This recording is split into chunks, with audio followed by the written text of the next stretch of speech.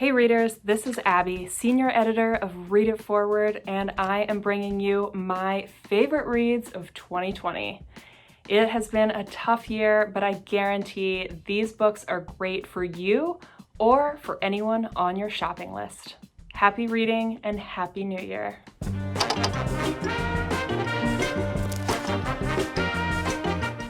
My first pick is A Promised Land by Barack Obama. Now, this highly anticipated memoir does not disappoint. It's 700-something pages filled with President Obama's political aspirations. He takes us on a journey from his early days in Chicago all the way through that defining Iowa caucus and his time in the White House. This is only the first volume of these presidential memoirs, so stay tuned for volume 2. My second pick is Long Bright River by Liz Moore.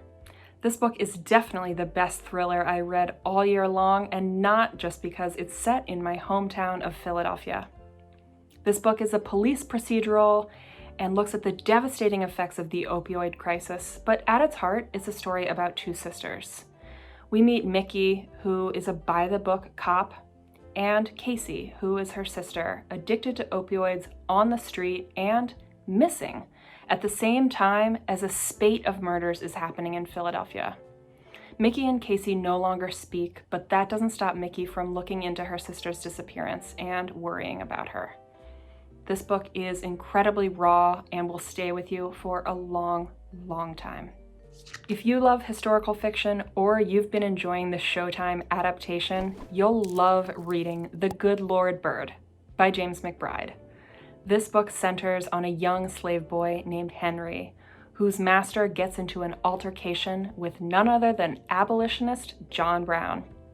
To survive, Henry must pass as a girl and join up with John Brown's abolitionist movement.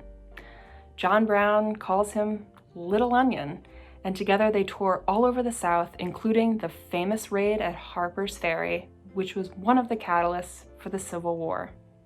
This book sparkles on screen and on the page, and I know you'll enjoy reading it just as much as I did. The best biography I read all year is His Truth is Marching On by John Meacham. This biography centers on the life and work of John Lewis, arguably one of the most important civil rights leaders of our time, who sadly passed away in 2020. John Lewis practiced what he preached, and that was nonviolence, even while getting beaten on a bridge in Selma at the age of 25. This biography is moving and inspiring and will encourage you to engage in social justice in your own community.